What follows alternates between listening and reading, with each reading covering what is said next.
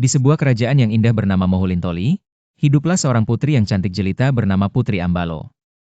Ia dikenal tidak hanya karena kecantikannya tetapi juga karena kecerdasan dan sifat lembutnya. Suatu hari, kerajaan Moholintoli didera kekeringan yang parah. Sungai dan danau yang biasa mengalir deras, kini mulai mengering.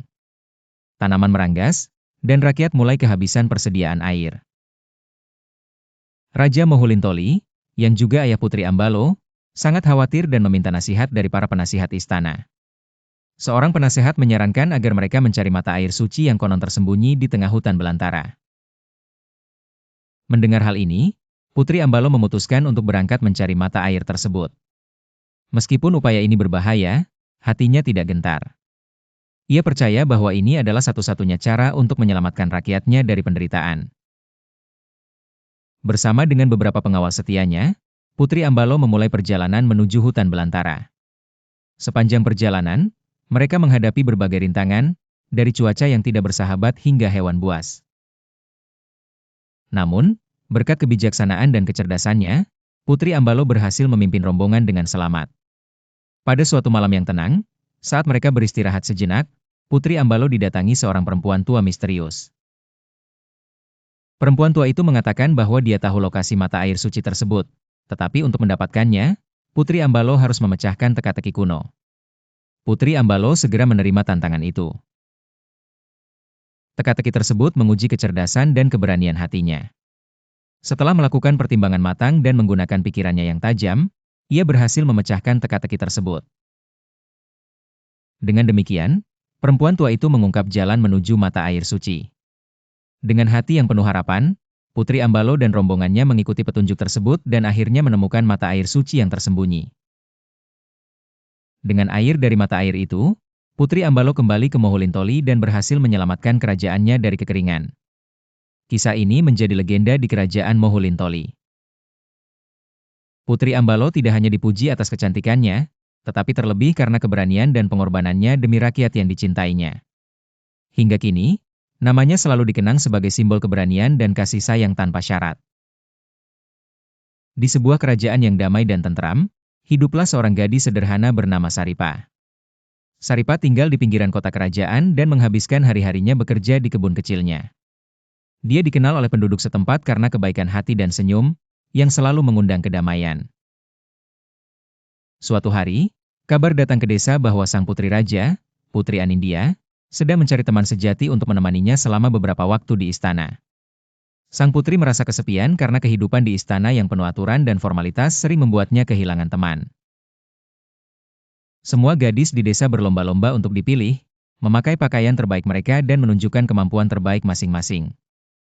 Namun, Saripa amat tidak menyukai keramaian dan ingin tetap berada di kebunnya. Dia merasa bahwa kehidupannya sudah cukup bahagia, meski jauh dari gemerlap istana.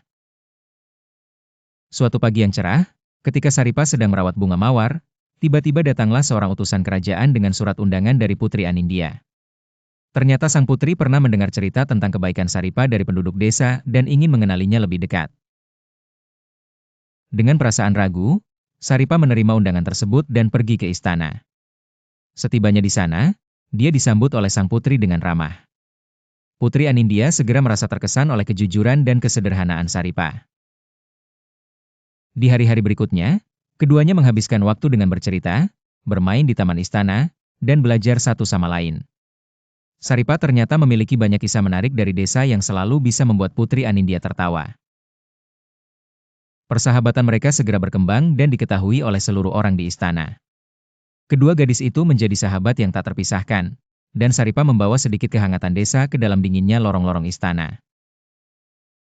Sebagai tanda terima kasihnya, sang putri memberikan Saripa sebuah kebun di area istana sebagai tempat Saripa merawat bunga-bunganya. Kebun itu menjadi simbol persahabatan mereka dan sering dikunjungi oleh orang-orang istana. Saripa kini memiliki 2 rumah, satu di desa dan satu lagi di istana, serta seorang sahabat baik yang membuktikan bahwa kebahagiaan sejati tidak hanya ada di tempat yang mewah.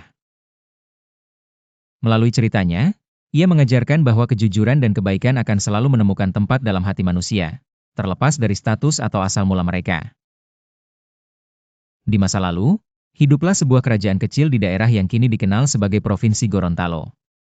Kerajaan ini dipimpin oleh seorang raja yang bijaksana dan adil bernama Raja Kondologit.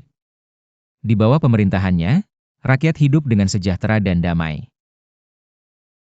Namun, ada satu hal yang mengganggu ketentraman kerajaan. Sungai yang mengalir di dekat kerajaan itu setiap tahunnya selalu meluap ketika musim penghujan datang. Banjir yang dibawanya seringkali menghancurkan sawah dan ladang rakyat, mengakibatkan panen gagal dan kelaparan.